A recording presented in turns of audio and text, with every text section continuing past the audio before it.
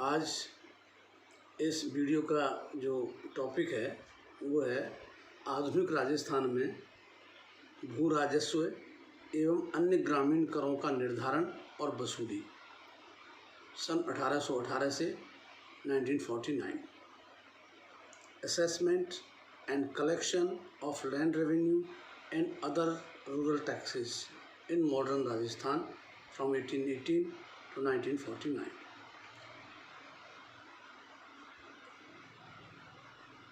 भू राजस्व के निर्धारण की प्रक्रिया ट्रेडिशनली अलग अलग तरीके से रही है, लेकिन मध्यकाल में जो राजस्थान के भूभागों में प्रचलित प्रणाली थी भू राजस्व निर्धारण की, किस तरह से भू राजस्व का निर्धारण किया जाए और किस तरह उसको वसूल किया जाए, उसका संग्रह किया जाए, तो दोनों के लिए ही परंपरागत व्यवस्थाएं मौजूद थी जो चली आ रही थी।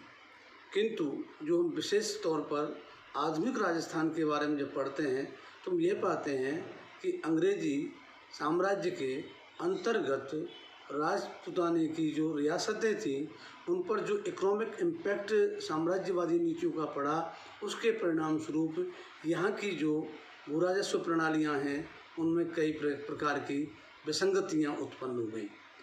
ऐसा तो नहीं है कि भू राजस्व निर्धारण और वसूली की एकदम से कोई मेजर डिपार्चर हुआ हो कि ट्रेडिशनली जो सिस्टम चला रहा हो तो उसको इमीडिएटली बंद करके नया शुरू किया, ऐसा नहीं किया गया। तो जो प्रमुख ट्रेंड्स थे या जो प्रमुख व्यवस्थाएं थी उनके बारे में मैं बात करूंगा।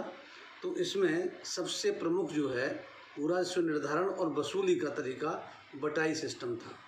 बटाई जैसा कि एक शब्द से ही क्लियर है, बटाई मतलब शेयर। जो उत्पादन है उसमें किसान का शेयर कितना है और राज्य का अथवा जागीरदार का या ज़मींदार का शेयर क्या है। तो ये जो बटाई सिस्टम है जो अभी भी चलता है कि शेयर क्रॉपिंग, बटाईदारी सिस्टम चलता है, अपनी खेती लोग बटाई पे दे देते हैं और जिन लोगों के पास खेती कम होती है या खेती नहीं होती है वे उसे बटाई पे ले लेते हैं और जब फसल आती है तो उस समय जो शेयर तय होता है वो दे दिया जाता है। तो शाब्दिक अर्थ में कहीं कोई दिक्कत नहीं है। ये बटाई सिस्टम मध्यकाल से ही राजस्थान में प्रमुख तौर पर प्रचलित था और इसके प्रचलित होने ये जो थी बटाई सिस्टम, ये 3 तरह की बटाई सिस्टम और 4 तरह के बटाई सिस्टम उस समय प्रचलित थे। वे की वे ही आधुनिक काल में भी जारी तो रहे, किंतु उनके तौर तरीके में परिवर्तन आ गया। पहला जो सिस्टम था बटाई का वो था सीधा बटाई, मतलब डायरेक्ट जो है उसमें आप डिवीज़न कर लीजिए, सीधा सीधे हिस्सेदारी कर लीजिए जो परसेंटेज तय हुआ है। तो राज्य का हिस्सा भी कहीं एकदम तय नहीं था, बल्कि 1/2 से लेके 1/6 तक, depending upon the production, nature of soil, agriculture facilities, इन सारी बातों पर तय होता था कि जो हिस्सा है इसका पैदावार का कितना राज्य को या जो भी भूस्वामी है उस भूस्वामी को मिलना चाहिए। तो उसमें 1/2 से लेकर के और 1/6 तक के उदाहरण हमको प्राप्त होते हैं। और जो उदयपुर स्टेट में बटाई की तरह थी, जो कि एक one of the biggest princely state था राजस्थान का, वहाँ 1/2 से लेकर के 2/5 तक की व्यवस्था थी। सबसे ज़्यादा जो टैक्सेशन था in comparison to other princely states of Rajasthan, it was in Udaipur. मैं खैर यहाँ कोई तुलनात्मक स्टडी नहीं कर रहा, तो मैं जो बताना चाह रहा हूँ कि जो बटाई का सिस्टम था उसमें उत्पादन का एक हिस्सा जो 1/2 से लेकर के 1/6 तक हो सकता था। तो उसमें पहला था सीधा बटाई। सीधा बटाई ये था, अगर फसल तैयार हो जाती है, उसकी थ्रेसिंग हो जाती है, अनाज निकाल लिया जाता है, तो उसको बंटवारा कर लिया जाता था कि भाई जो भी शेयर वहाँ का तय हुआ है। और वो बंटवारा खासतौर को तराजू में तोल करके नहीं होता था, मटके के माध्यम से होता था। तो मटका जो है मिट्टी के मटके में कि भाई 4 मटके किसान के, 2 मटका राज्य का, इस तरह से करके उस अनाज को भर भर के बांट लिया जाता था। और जो राज्य का शेयर होता था उसे जो राज्य का नुमाइंदा होता था वो कलेक्ट कर लेता था। और मध्यकाल में जो भू राजस्व की वसूली है वो वस्तु अथवा जिन्स के रूप में होती थी। कैश काल सिस्टम मध्यकाल में प्रचलित नहीं था, जबकि आधुनिक काल में स्थिति ये आ गई कि यहाँ, क्योंकि ये जो बटाई का सिस्टम है इसके लिए कौन स्टेट मशीनरी इतनी लगाएगा, और भी कई कारण थे इसकी मैं आगे बात करूँगा कि क्यों करके इसको उपयुक्त नहीं माना। तो एक तो था सीधा बटाई, सीधे सीधे बांट लो, इसमें कहीं कोई भूल चूक ना हो।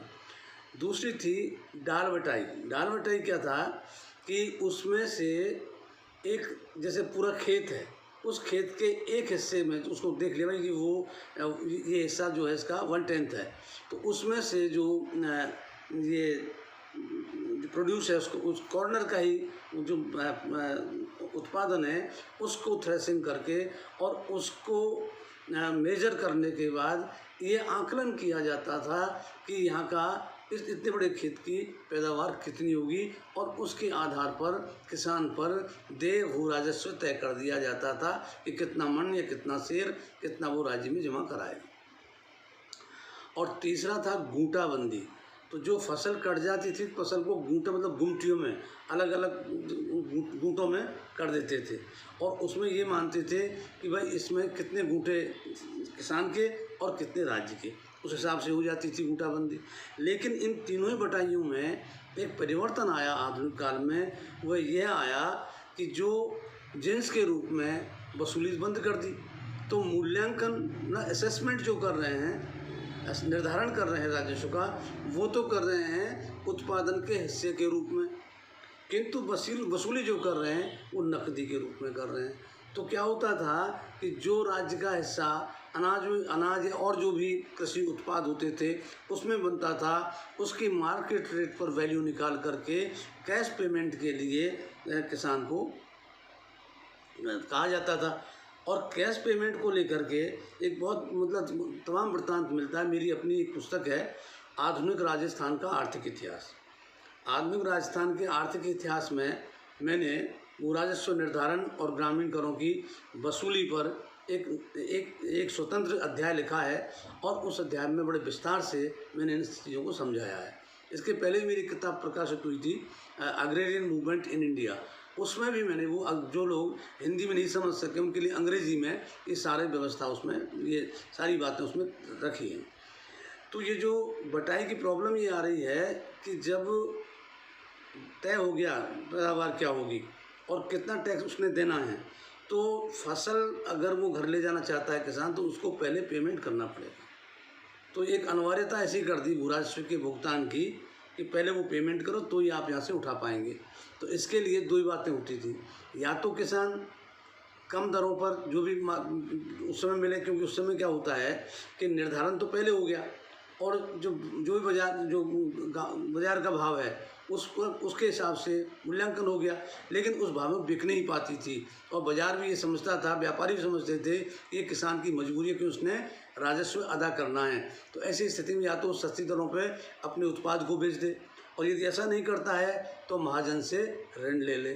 तो दोनों स्थितियाँ किसान के पक्ष में नहीं थी, और इसका परिणाम ये होता है कि किसान जो है इस नई व्यवस्था में कर्जदार होने लग गया। एक तो दूसरी बात क्या हुई, जैसे बटाई के मामले में एक और व्यवस्था थी, ये तो एक व्यवस्था है। दूसरी व्यवस्था थी जिसको बोलते थे कूटा पद्धति। कूट मतलब एक अंदाज लगाना, जैसे उसको कनकूट भी कहते थे, कहीं कूटा कहते थे, कहीं लाटा कहते थे, कहीं बाटा कहते थे। तो ये जो कूट की पद्धति है, ये क्या होता था कि खड़ी फसल का असेसमेंट किया जाता था, इसमें उत्पादन कितना होगा, और उसी के आधार पर खड़ी फसल को, जबकि वो मतलब सेमी मैच्योर्ड है, पकी नहीं है, अभी अर्ध पकी है, और उसको अगले 1 महीने या 2 महीने बाद उसको जो है फाइनली आना है, तो उसके पहले खड़ी फसल का आकलन किया जाता था कि ये जो फसल है इसमें कितनी पैदावार होगी। और जिस समय आकलन किया जाता था वो क्या होता था, पुराने अनाज के भाव उस समय बहुत ज़्यादा होते थे, उसके आधार पर आकलन होता था, किंतु जब फसल आने पर जब भुगतान का समय आता था तो उत्पाद के मूल्य कम हो जाते थे। तो ऐसी स्थिति में क्या है, कनकूट पद्धति भी ठीक नहीं थी।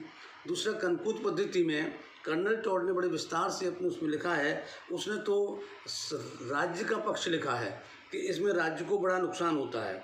नुकसान क्यों होता है कि कूंता प्रणाली के अंतर्गत जो ये कूद करके मतलब जो असेसमेंट वाले और संग्रह वाली जो मशीनरी है, जिसमें कलेक्टर्स हैं, जिसमें जो है पटेल हैं या दूसरी जो स्टेट मशीनरी है, उनमें करप्शन बढ़ता है, क्योंकि किसान उनको रिश्वत दे करके अपने राजस्व की मात्रा कम करवा लेता है और इससे राज्य को भारी नुकसान होता है। दूसरा ये कहते हैं कर्नल टॉड कि जो हिंदुस्तान की परंपरा है वो ऐसा है कि आधी फसल को तो लोग कच्ची या अर्ध पकी हुई खा जाते हैं, कभी उसको भून करके, कभी उसको का साग बना करके, कभी उसकी चटनी बना करके, कभी उसका पराठा बना करके, कभी उसकी बालियां भून करके, कभी उसके होले फलियां और वो जो हैं उनको भून करके ये सब खा जाता है। तो वो कहते हैं कि इसलिए बटाई में नुकसान होता है राज्य को। तो इस तरह इसके अलावा वो ये कहते थे कि जो ये बटाई पद्धति है इसमें पटेलों और कलेक्टरों की, कलेक्टरों से मतलब यहाँ जिला कलेक्टर से नहीं, मतलब collectors machinery of tax collection, तो उनके जो धन लिप्सा जो है वो बढ़ती है, उनको लालच होता है, तो और लालच पूरा करने के लिए वो राजस्व की दरों में हेरा फेरी करते हैं। तो ये तो सरकारी पक्ष कर्नल टॉड ने प्रस्तुत किया, लेकिन वास्तविकता ये थी कि एक सूत्री कार्यक्रम था अंग्रेज़ों के प्रभाव के अंतर्गत कि भू राजस्व के माध्यम से कितना मैक्सिमम किसान का जो सरप्लस प्रोड्यूस है, जो उसके उत्पादन का सरप्लस है, उसको जो हजम कर दिया जाए और राज्य की जो वित्तीय आवश्यकताएं बढ़ी हैं उनकी पूर्ति की जा सके।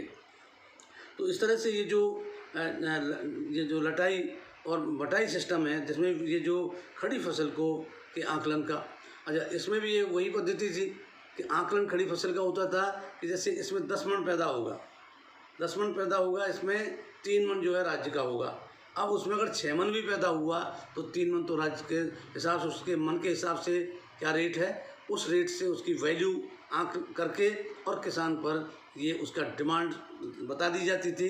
This much amount is has to be deposited before taking the produce at your home. तुम अपने घर पे ले जाओगे उत्पाद को, उसके पहले यहाँ ये आप इसका जमा करवाइए।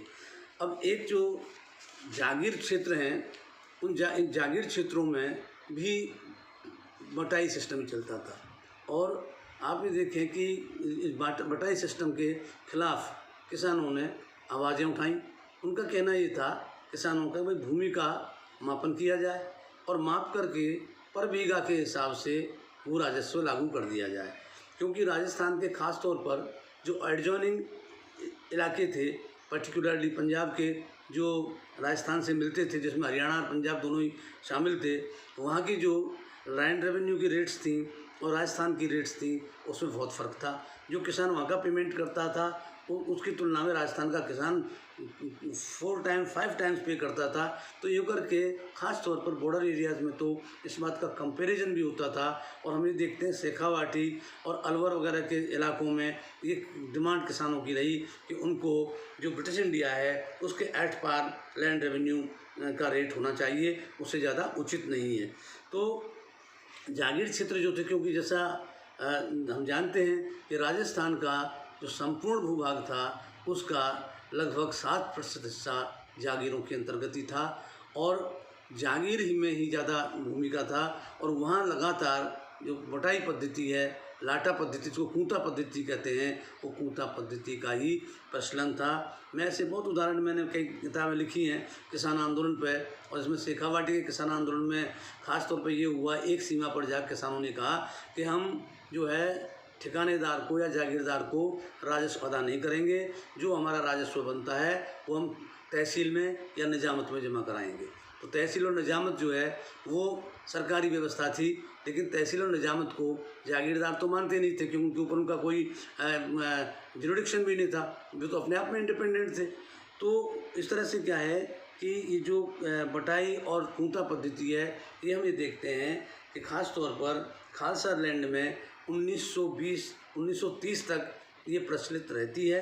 लेकिन 1930 तक के बाद जब लैंड सेटलमेंट शुरू हुए, खासतौर पर खालसा भूमि में हुए, तो वहाँ पर जो है बाद में पर बीघा सिस्टम लागू कर दिया गया और धीरे धीरे बटाई सिस्टम को कम किया गया।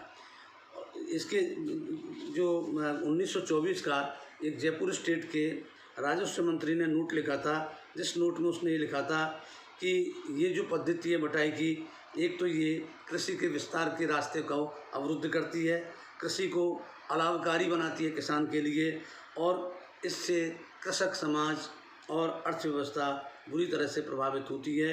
1924 में एक क्लियर कट नोट है जयपुर राज्य के राजस्व मंत्री का, जिसमें उन्होंने कहा कि राजस्व जो है उसका वस्तु के रूप में राज्य स्वीकार नहीं करता है, बल्कि इसके मूल्य का आकलन करता है, और इस जो कन्वर्जन है, ये जो इसमें जो है नुकसान किसान को होता है। और यहाँ तक वो कहता है कि किसान किस तरह से बड़ी कठिनाई से ये सब करता है।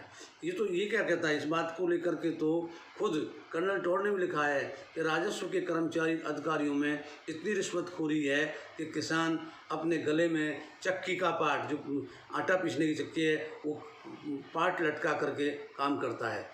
तो आप देखिए इसकी गर्दन इस तरह बिछी हुई हो, तो वो ये भी मानता था कि ये भ्रष्टाचार जो है राजस्व अधिकारियों में, ये कोई आज का नया नहीं है। आज भी देखते हैं हम राजस्व के अधिकारियों के जिस तरह से भ्रष्टाचार हैं, आए दिन जो पकड़े भी जाते हैं। तो है क्या कि किसान जो खुद एक बड़ी ऐसी स्थिति में रहता है जिसको कई तरह की सुविधाएं प्राप्त नहीं हैं, उसमें से किस तरह से निचोड़ करके और तेल निकाला जाता है किसानों का, और जो है बड़े बड़े अधिकारी कहलाने वाले अपने बड़े बड़े भवन और बड़े बड़े रेजिडेंस हर शहर में महल, और ये अपने बच्चों तो को विदेश भेज देते हैं। राजस्व अधिकारियों का खैर कहना ही क्या, मैं ज़्यादा वर्णन नहीं करूँगा, क्योंकि मेरा उद्देश्य कोई किसी को हर्ट करना नहीं है, but this is the ground reality कि किस तरह से जो राजस्व के कर्मचारी अधिकारी हैं खालसा भूमि में वो किसानों पर अत्याचार करते थे।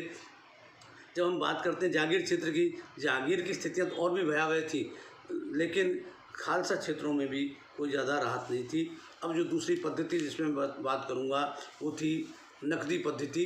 तो नकदी पद्धति भी ट्रेडिशनली अस्तित्व में थी, मध्यकाल में भी नकदी पद्धति थी, और वो नकदी पद्धति उन फसलों पर थी जो कॉमर्शियल क्रॉप्स थी, जो वाणिज्यिक फसलें थी, जो नॉन फूड ग्रेन्स थी।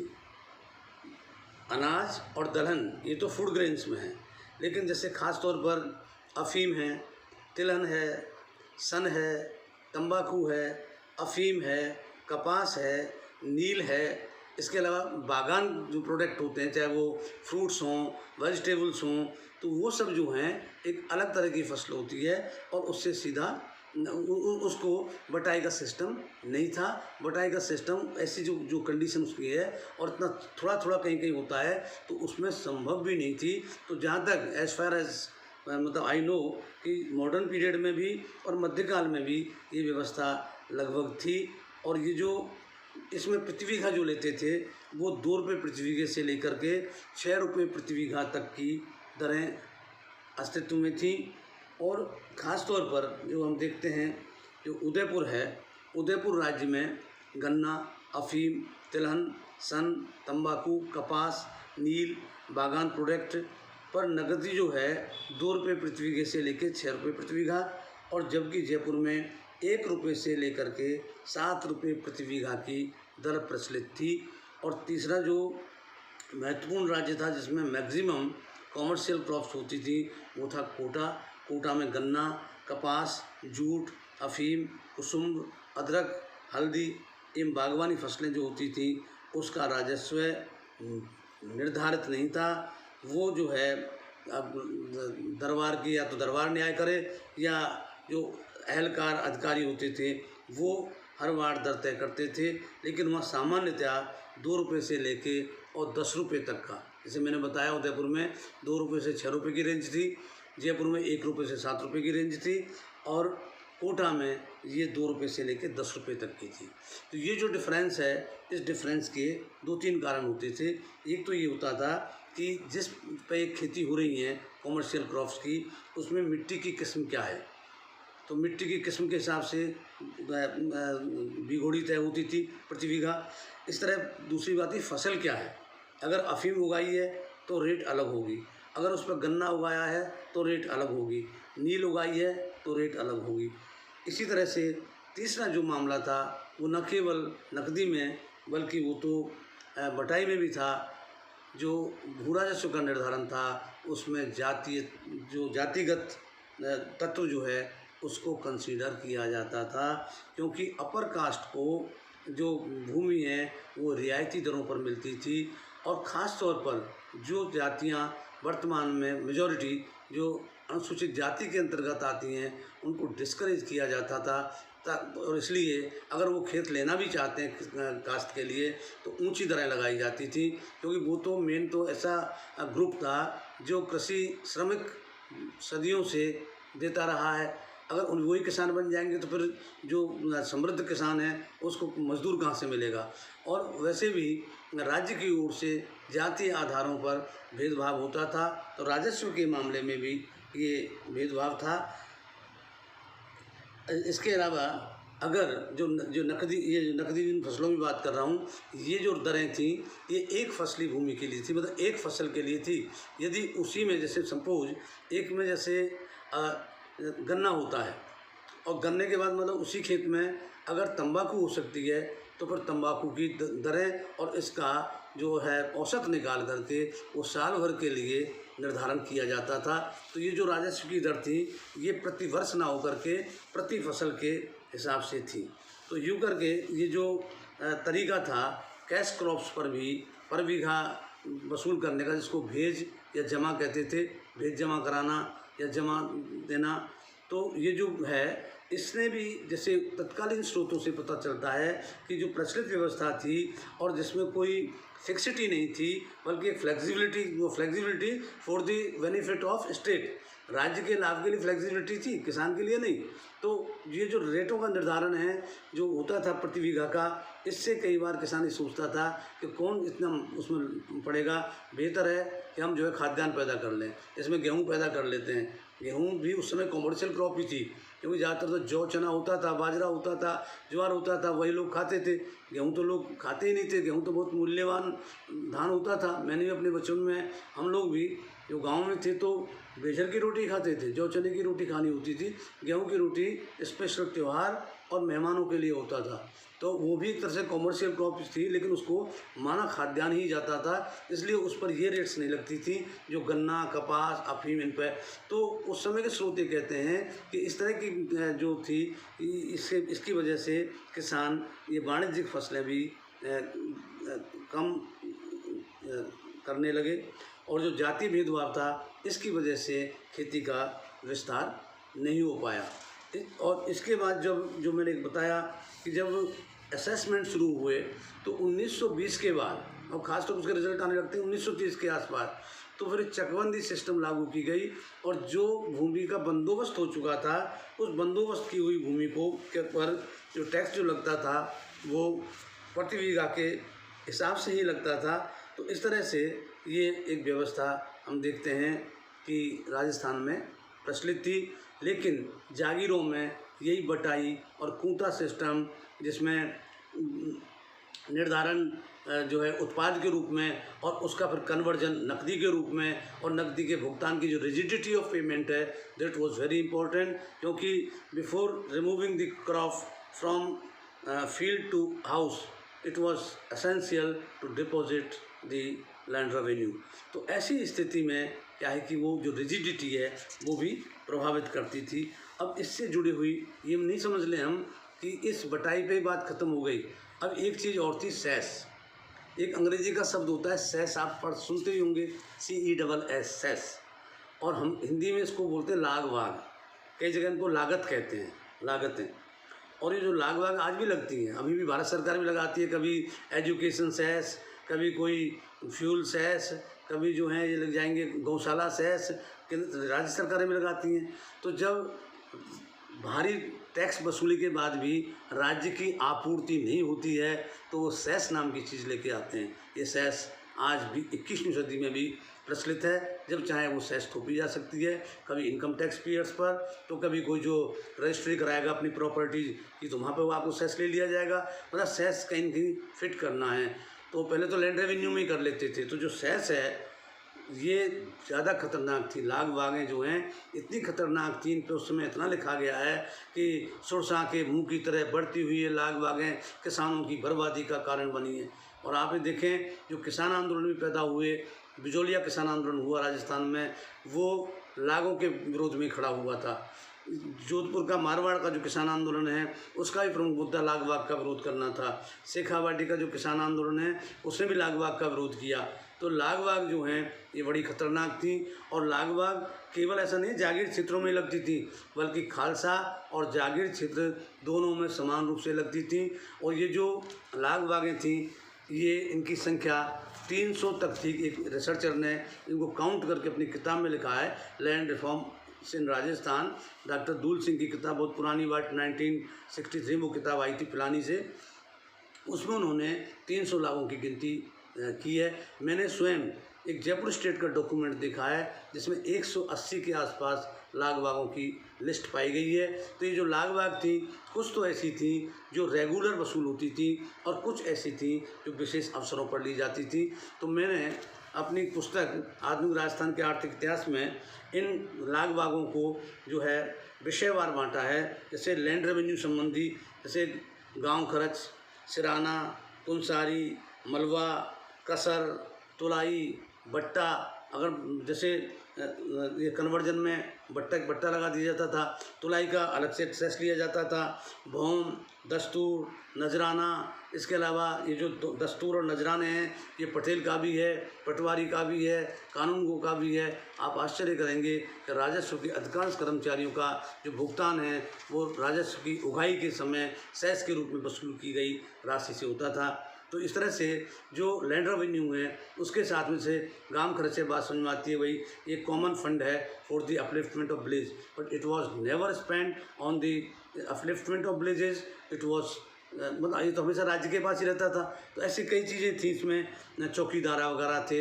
वैसे चौकीदार जो थे उनको खुद को राइट्स था कि वो प्रत्येक किसान से फसल पर अपनी वसूली कर लेते थे, जिसके बदले वो गांव की सुरक्षा का कार्य किया करते थे। तो इस तरह से लैंड रेवेन्यू संबंधी हैं।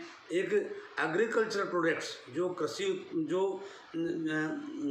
कृषि उत्पाद विशेष किस्म के, खास तौर पर जो सिंचित भूमि होती थी उस पर, जैसे नलवट, नहरवास, इसके अलावा जो और कृषि उत्पादों जैसे फेर, कड़वी, तूरा, घोड़े का घास, रजका, घूघरी, ऐसे इस तरह की लागें थी।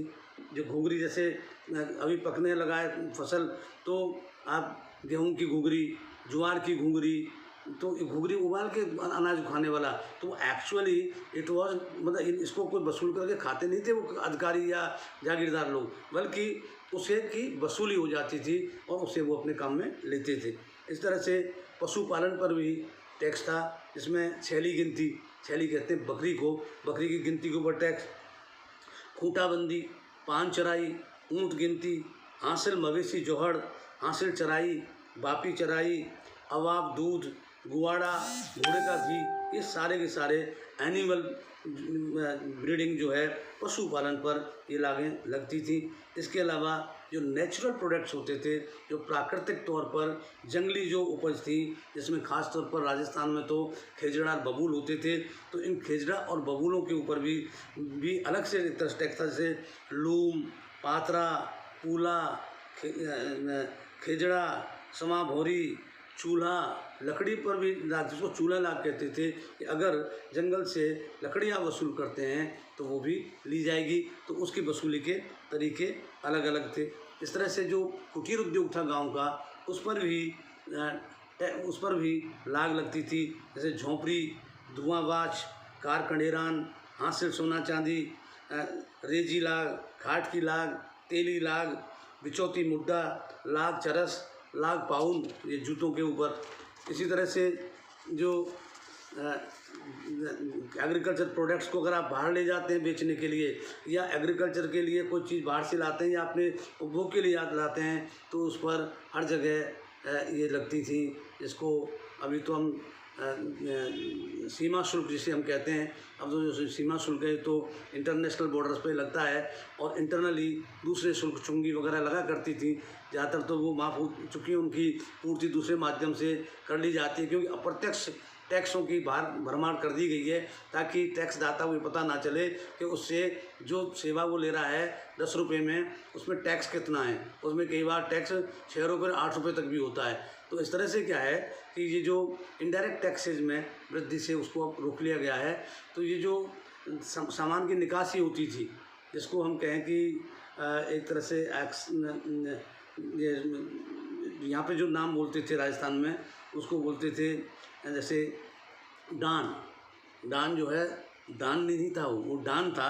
डान है, मापा है, बिरसा है, आड़त है, छापा है, ये जो है ये तमाम चीज़ें जो है सामान की निकासी पर और सामान के लाने पर लगती थी सीमा शुल्क के रूप में। मतलब कस्टम ड्यूटी टाइप थी, कस्टम्स ही थे। हर स्टेट का अपना कस्टम डिपार्टमेंट था। राजस्थान में क्या है, जितने स्टेट्स थे उनका अपना कस्टम डिपार्टमेंट था, और उन कस्टम डिपार्टमेंट की चुंगियाँ होती थी। तो जो ही राज्य की सीमा से दूसरे राज्य में सामान जा रहा है या आ रहा है, तो उस पर तो वो कस्टम ड्यूटी लगती थी। इसके अलावा जो इंटरनल ट्रेड होता था, जैसे एक रवन्ना होता था, पशु मेला लगते हैं कहीं वहाँ, तो पशु जब बिकता है तो उसका एक रवन्ना कटता था, उसका रिकॉर्ड होता था किसने बेचा किसने खरीदा, और इस पर एक वसूली हो जाती थी। तो इस तरह से ये जो है आपकी कस्टम ड्यूटी, ये उस समय प्रचलित थी, और कस्टम ड्यूटी का प्रभाव भी अर्थव्यवस्था पर और किसान पर पड़ता था। इसके अलावा कुछ सोशल और रिलीजियस और फेस्टिवल से जुड़ी हुई सामाजिक, धार्मिक और त्योहारों संबंधी कुछ लागबागें थी, जो जागीर क्षेत्रों में भी और खालसा क्षेत्रों में भी वसूल होती थी। जिसमें बागदाम ये होता था, अगर कोई रीमैरिज का है उसको बागदाम, नाता धरीचा, शादी में ढोल डंका, चौंगरी, भाई जी का हाथ खर्च, न्योता, कांसा परोसा, कुंवर जी का कलेवा, माता जी की भेंट, ठाकुर जी की भेंट दशहरा, दिवाली एवं होली, प्याऊ, तनख्वाह मुदारिस, मतलब जो मदरसे चलते थे, पंडित की पाक जो विद्यालय चलते थे। तो इस तरह की लागें अलग से किसानों से वसूल की जाती थी। और इन सब के ऊपर जो किसान और जो ग्रामीण जन समुदाय है, केवल किसान पर ही नहीं थी, ये लागबागें ग्रामीण जन समुदाय पे थी, जिसमें शिल्पकार और कुटीर उद्योगों के मालिक भी शामिल थे। और इसके अलावा जो एक चीज़ और थी जो ग्रामीण क्षेत्रों में प्रचलित थी, बेगार व्यवस्था। बेगार मतलब बिना वेतन के जो कार्य किया जाता है उसे बेगार कहते हैं। और बेगार में भी जो कास्ट डिस्क्रिमिनेशन है, जैसे लैंड रेवेन्यू के निर्धारण में जातिगत भेदभाव था, उस तरह से बेगार में भी जातिगत भेदभाव था। और अधिकांशतः जो अपर कास्ट के लोग थे वे तो इस बेगार से मुक्त थे, लेकिन लोअर कास्ट के लोग थे वो बेगार में डूबे रहते थे। केवल उनको बेगार के बदले पेटिया मिलता था। पेटिया का मतलब पेट पालन का, जिसमें उनको कच्चा पक्का अनाज कुछ दे दिया जाता था, जिससे कि वो जीवित रहें। क्योंकि वर्क फोर्स को जीवित रखना बहुत ज़रूरी होता है, उसको बिल्कुल मार्जिन पे भी ज़िंदा रखा जाता है। क्योंकि अगर वर्क फोर्स पेरिश हो गई, मर गई, तो फिर काम कौन करेगा। इसलिए उसको मिनिमम पे, चाहे उसको मुफ्त अनाज बाँटें, चाहे उसको जो भी आज भी चल रहा है, देख रहे हैं आप, ये जो मुफ्त अनाज दीजिए 5 किलो 10 किलो, ये किलो वो किलो। और ये क्यों, ये केवल इसलिए कि जो आदमी बिल्कुल किनारे पे जी रहा है वो कभी मर सकता है, तो उसको ज़िंदा रखना है, क्योंकि वो हमारी वर्क फोर्स है, वो हमारे काम करता है। तो उस तरह से क्या है, जो बेगार थी उस बेगार में कोई वेतन नहीं मिलता था। यहाँ जो मैं एक बात उल्लेखनीय तौर पर कहना चाहता हूँ, सन 1931 में एक पत्रिका निकलती थी, पहले से निकल रही थी, चांद नाम की पत्रिका थी, इलाहाबाद से निकलती थी। इसमें एक नानू राम पहाड़िया का लेख छपा था राजस्थान की लागबाग और बेगार व्यवस्था के बारे में। और बेगार व्यवस्था के बारे में बताया कि जब जागीरदारों के या राज्य के दौरे होते हैं, जब वो शिकारों पर जाते हैं, तो वो जो है टेंट लगते हैं, हाका करने के लिए गांव से लोअर क्लास के लोगों को इकट्ठा कर लिया जाता है। वो हल्ला मचा करके शिकार को उस रेंज में लाते हैं जहां पर वो जो बड़े शासक लोग हैं वो शिकार कर सकें। शिकार रेंज तक शिकार को पहुंचाना इन सब के लिए बेगार होती थी।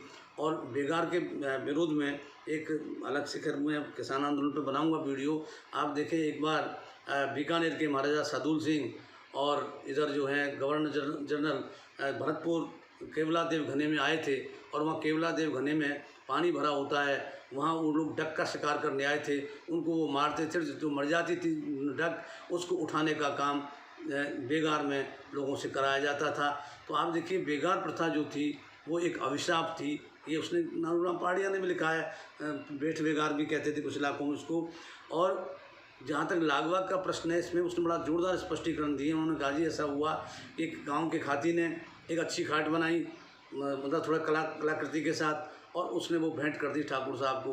तो ठाकुर साहब ने उस गांव पर या उस परिवार पर खाट की लाग लगा दी। तो हर साल वो एक खाट पहुँचाएगा। एक ठाकुर साहब घोड़े पर बैठ कर के दौरे पर आए गांव में, और वहाँ उनका घोड़ा मर गया। तो गांव वालों ने कहा कि तो अनर्थ हो गया, हमारे ठाकुर साहब कोई पैदल थोड़ी जाएंगे। तो लोगों ने आपसी सहयोग से धनराशि जुटा करके घोड़ा खरीद के भेंट कर दिया। लेकिन बाद में वो घोड़े की लाग लागू हो गई, और हर साल उस गांव से एक घोड़ा लिया जाने लगा। यही नहीं, अगर राजा ने जागीरदार ने मोटर खरीद ली तो मोटर की लाग भी लग जाती थी, वो भी किसान से वसूल होती थी। एक बड़ा विस्तार इसमें है।